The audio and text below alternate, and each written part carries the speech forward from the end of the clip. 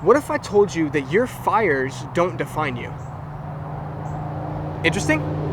Let's talk about it. Hey, Dr. White, it's Cole again, and I'm bringing you another A+ video.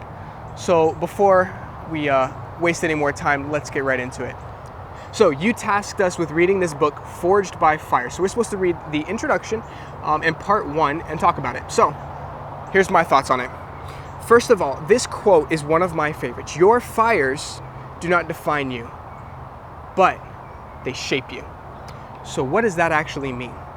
Now, your fires would be the things that happen to you out of your control. You know, whether it's a loved one dying, something happening. In the author's case, her husband went to prison for some crazy crimes, right? That was a fire in her life. She did not see it coming. And it turned her into the person that she is today. You see, she did not let that fire define her and destroy her life. Instead, she used it as fuel to shape her, to mold her like glass or like clay. That's something that I think is really interesting. It's something I want to do as well.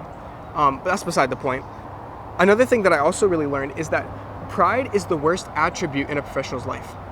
You see, when you're prideful, you start to treat others like they're less of a person. You start to treat others like you're better than them, you're bigger than them, you're stronger than them, smarter than them, right? That is not okay. Not only from a Christian's perspective, but from the world's perspective, that's not okay too. And so when you let pride creep into your job, and I know it could be hard for, especially you, Dr. White, because you've been doing this for a very long time. When you let pride start to creep into your life and you start letting it creep into your work and your stuff like that, it can destroy your reputation. And that's one thing that I thought was really interesting. Now, the last thing that we're supposed to do is we're supposed to give you something that really surprised us, and also something that we can do today to start fixing our personal brand. So one thing that really surprised me was that she specifically said to continue to seek mentorship. Now that's something that Dr. White, that you have been saying for a little while, that you just want to continually seek mentorship. I know you seek mentorship from people that know more about different things than you do. And that's something that I really admire about you, honestly. Even though you've been doing this for a very, very long time, you still are continually trying to learn more, trying to get better at your craft. That's what a true professional does. I'm glad to be able to learn from you as well.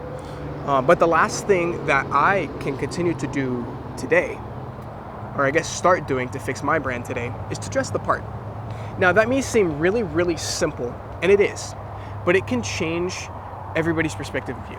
You see, you get about 1 second, based on a study from Harvard in about 2011, you get about 1 second of time to make a first impression.